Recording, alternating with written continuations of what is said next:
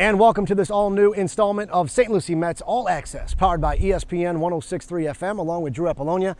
I am Josh Cohen, and here we are, heading into the final stretch. We find the St. Lucie Mets among the hottest teams in Florida State League play, atop the standings, contending once again for a second-half championship and contending once again for a playoff spot. And doing so all the while, Drew, with a bevy of new faces. And in the last episode, we talked about this roster is totally different from the roster the Mets started the season with. But with this new roster has come a brand new identity for this team. These second half call-ups have really transformed the lineup from top to bottom. It starts with Kyle Johnson. He now gives the Mets a pure leadoff hitter. He's brand new to the organization, came over in a trade with the Angels, but he's off to a great start in his Florida State League career. Last time we talked about Jace Boyd and Kevin Plawecki breathing new life into this lineup.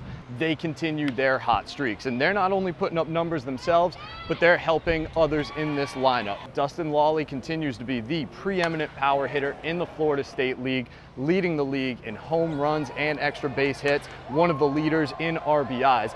But with the added protection in Boyd and Plawecki, he's now gotten that average up to the highest it's been all year. And in the second half of the season, as we lead into the playoff race, this team is a threat to put up a whole bunch of runs every single night. And speaking of new faces, it has been said that the only true constant in all of life is the presence of change. So just what is it like to find yourself in a new location, a new situation, yet playing the same game of baseball? It's time now for our first feature as we go all access and find out from those directly who know best and find out in their own words.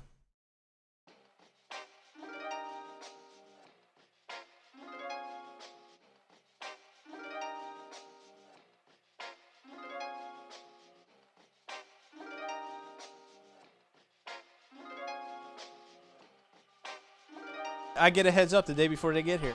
That's my heads up. Jason Plow got called up during the All-Star game. Found out that I was coming to here to St. Lucie at the All-Star break. We were up in New Jersey, me and Plawecki. And I got on the flight to head to Lexington, Kentucky. I got traded from the Angels about 4 weeks ago, and I was sent to Savannah first. I was in Savannah for about 10 days. If a guy's progressing along a little bit quicker than maybe we anticipated, that's whenever they say, hey, listen, you're going to get this guy tomorrow. And our coach just pulled me and Jace aside. Louie, our manager over there, calls us to the side. And I just got called into the manager's office. I talked to Louie. Told us we were coming up here. And told us that after the All-Star game, we were going to get to head to St. Lucie and start a new chapter. So he'll tell me a little bit about the guy, not only about what he's doing on the field, but his personality, whether he really needs a kick in the butt or, you need to hug him a little bit. And, that night we had the game. So the next day we just flew back to Savannah, packed our bags, and, came down here. Stay in Lexington for the night, leave that morning.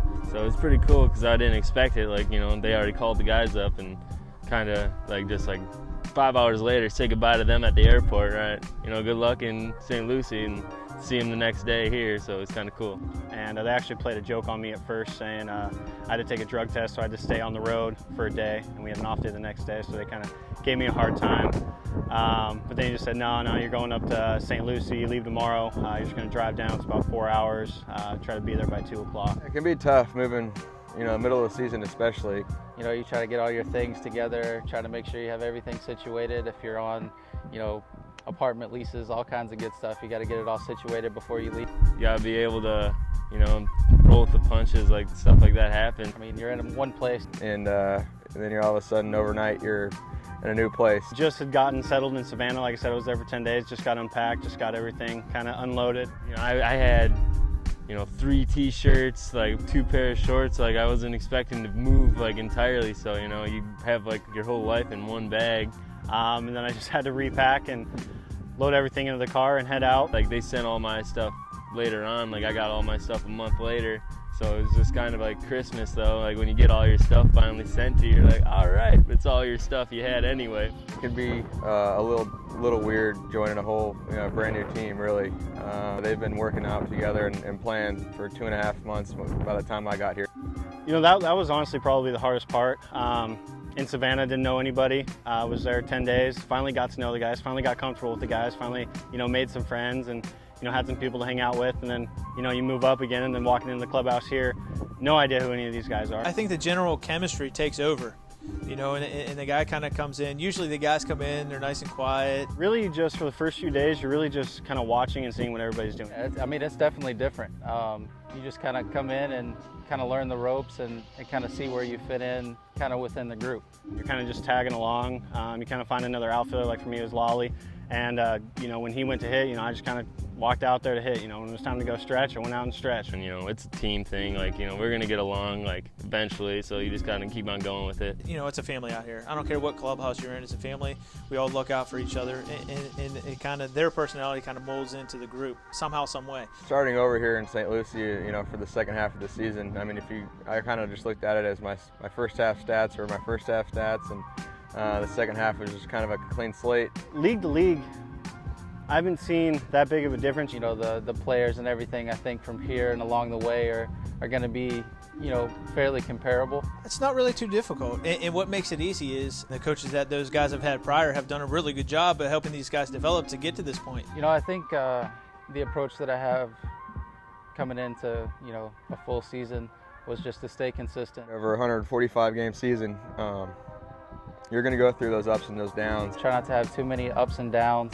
In baseball, you go ups and downs. Hopefully more ups than downs. And it's just important to, you know, limit the downs. Not let the highs get too high, not let the lows get too low. But, you know, never get too high and you never get too low. You have, you know, hot streaks, you got cold streaks. You can go 10 for 20 or 0 for 20 in any given moment. It's trying to stay as even keel. You just try to stay even keel. You know, just kind of ride that even, you know, that even ride the whole time. And just kind of, you want to stay really consistent with this game. Well, just being consistent, really. You start out, you're like, you kind of have something to prove a little bit. You feel like you have to prove yourself. I just wanted to make sure I, you know, could prove to these guys that, you know, I could play. You know, after that at bat, that first one, kind of take a deep breath and you realize it is just baseball. You know, it's the same game. It's the same game. You know, you just got to show that you don't like get overwhelmed by anything is like what it is, because the game doesn't change. You know, the base they're still at 90 feet, the mound's still 60 feet 6 inches. You know, hopefully we can just keep, you know, winning games and make a playoff push here towards the end of the season. I think the identity has definitely changed, not only on the field but off the field, and you know, it's a good change in my opinion. You know, the life of professional baseball is a daily grind, and it requires tremendous balance and discipline. Everything from fitness to fast food, conditioning to couch time.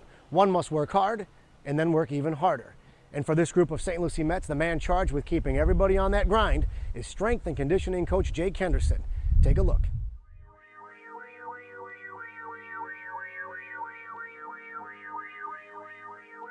It's kind of like a release from baseball for them, because, you know, they're out there all day, every day, and I think they like coming in and just kind of getting after it and throwing some weight around. All their running and their weight training, they do it with me. I make sure I regulate it and make sure that they're going the right direction.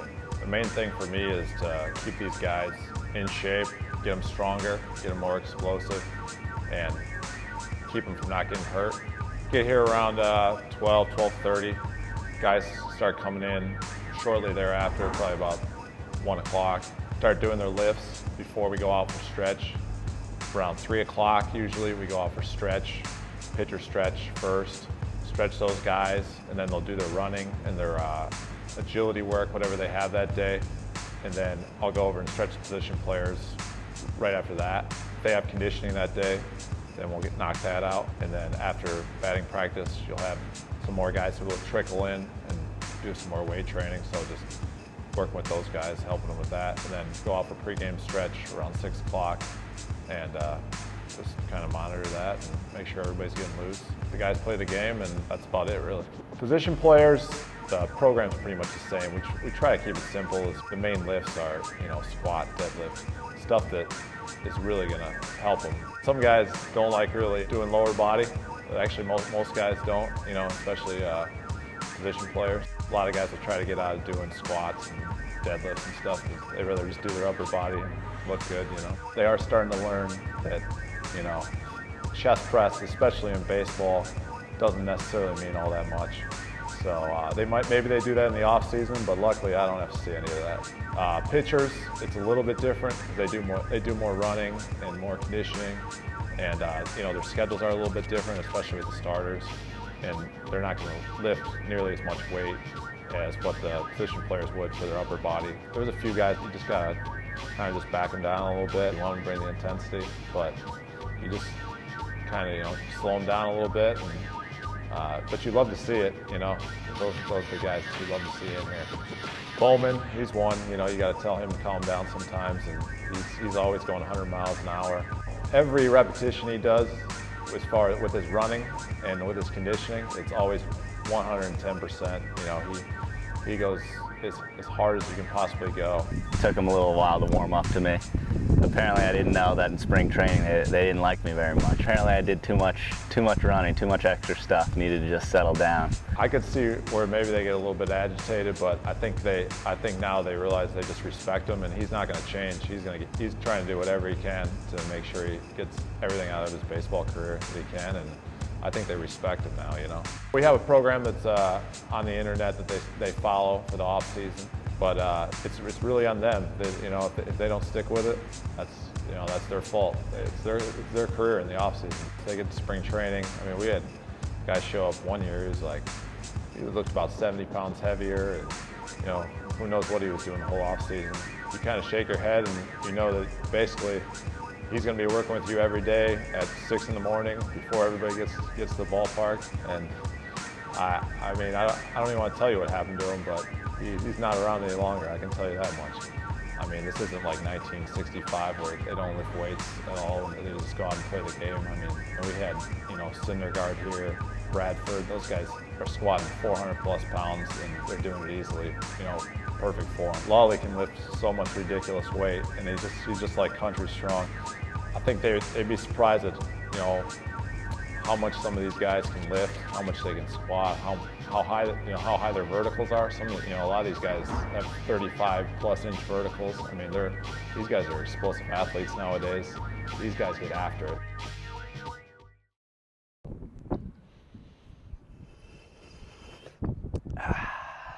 Oh, hello. I didn't see you there. You'll have to excuse me. I'm a little wiped out after bringing you so deep inside the St. Lucie Mets organization yet again on this episode of All Access. But you know what? These hard-hitting journalist skills don't just take a toll on my body, take a toll on the old wallet as well. Isn't that right, University of Miami? Thanks to you and your lady friend Sally Mae. I don't have any money, which is really too bad because just like all you fans, I'd love to kick back with a hot dog, a cold soda, maybe even a beer. Really have a great time watching the old ball game. And don't get me wrong, while Tradition Field offers fantastic prices every single night of the week for the entire family, I'm on an extreme budget. And if only there were some night, some promotion for someone like me. Unless...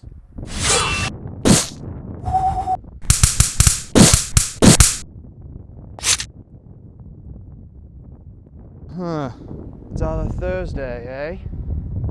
That could work. I usually keep a few things laying around in my pockets, because you never know where the day is going to take you. Now let's see. Phone. Yes, good start. Keys. Sunglasses. Yes. Spare camera battery. That's good, Drew. Spare camera battery charger. Small tripod. I know what's in here. Slightly larger tripod. Comically unusable 1950s era film camera. An old high school football trophy, don't judge me. Every book in the Twilight series. Amusingly large alarm clock. A quill for accurately taking 17th century style notes. And a framed picture of Steven Seagal in a chef's hat from Under Siege. And now for the other pocket. A few crumbled up dollar bills. What could that possibly get me at $1 Thursdays?